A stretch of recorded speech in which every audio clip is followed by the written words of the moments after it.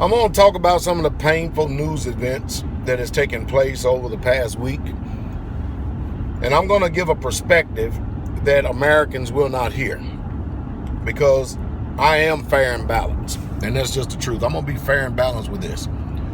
Belgium, Brussels, injury toll, death toll, well over 200 people. They call it a terrorist attack. Many of you Americans, you're not going to like what I'm getting ready to say. You're really, truly not going to like it. I think that we're blinded to ourselves here in America. We do not have a worldwide view. The only perspective we have is what the propagandized news media put in front of us. I actually, thank y'all for being fortunate and privileged to be able to live outside of the United States of America for 3 years, and have actually traveled and been outside this country, because my perspective overall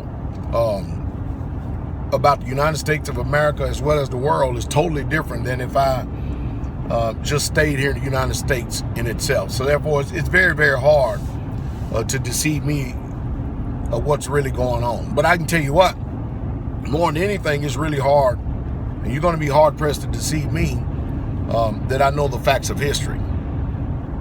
I think Americans have forgotten that under the Bushes, we are the ones who started all this terrorism. We have literally stirred up a hornet's nest in the Middle East, the commonly redefined Middle East in the 40s.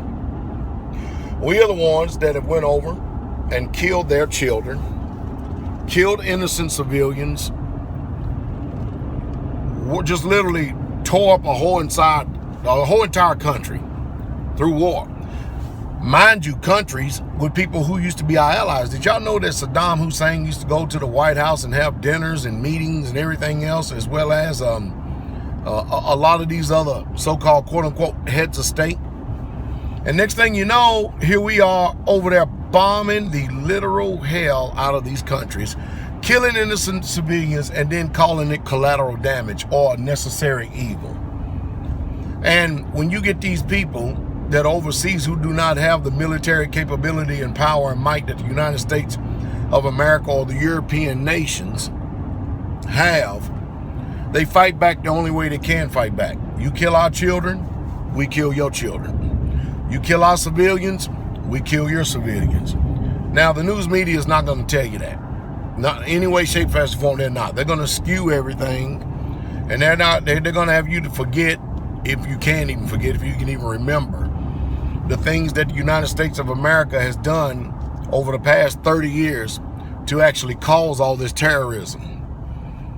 And of course, when you look at 9/11, which I, from the very beginning, said it was staged. I guess that's one thing about being in the military, or at least where I was at in the military, seeing things blow up and everything else, and knowing what controlled demolitions is like. There's no way I could believe that some people had a few hours of training to fly these airplanes actually orchestrated those planes going into the so-called or the Twin Towers. I couldn't believe it. I believe it was an inside job then. I still believe it's an inside job today. And I think that we're ran by a nation of murderers, killers, and gangsters that wear suits. They told us that a plane hit the Pentagon, yet you can't find any evidence of a plane wreckage. It's like a missile or something, or air-to-surface missile hit it. It's just sad. And then you got buildings falling down all over the dang place. and a plane didn't even touch it. Out of nowhere, just falling. Pull it.